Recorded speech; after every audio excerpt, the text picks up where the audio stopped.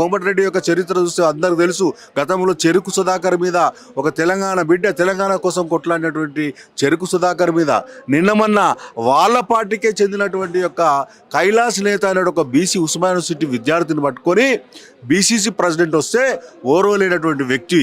అంటే నువ్వేం మంత్రి కావచ్చు, ఎమ్మెల్యే కావచ్చు, వీళ్ళు కనీసం పార్టీ పదవులు కూడా అనుభవించకూడదు అడుగుతా ఉన్నాను. అంటే ఈ రకంగా కాంగ్రెస్ పార్టీ ఈరోజు కాంగ్రెస్ పార్టీకి చెందినటువంటి నాయకులు ఈ విధంగా తెలంగాణలో ఉన్నటువంటి 2 కోట్ల మంది ప్రజలు గమనిస్తూ ఉన్నారు. మీ చర్య అసహించుకుంటున్నారు. మీ యొక్క పద్ధతి మార్చుకోకపోతే రాహుల్ గాంధీ గారు మీరు ఎమ్మడే మీ మంత్రిని డిస్మిస్ చేయండి, లేకపోతే ఈ యొక్క కాంగ్రెస్ పార్టీ ఈరోజు తెలంగాణలో నామరూపాలు పోతుంది. అదేవిధంగా ఈరోజు మీరు చేసేటువంటి చర్య ఈ అంశం మీద కాంగ్రెస్ పార్టీ కానీ పట్టించుకోకుండా ఉంటే ఇంకా ఫర్దర్గా ఇలాంటి హింసాత్మకమైన, అంటే దీన్ని హింసతో కూడా పోల్చడం కదా, అంతకు మించిన చర్యలు ఇంకా జరిగే అవకాశం ఉన్నాయంటారా? కాంగ్రెస్ పార్టీ చేసేటువంటి వాళ్ళ నాయకులు చేసేటువంటి చర్యలను నేను ఒక బీఆర్ఎస్ పార్టీ నాయకుని నేను మా కేటీఆర్ దృష్టికి కానీ కేసీఆర్ దృష్టికి తీసుకెళ్తా.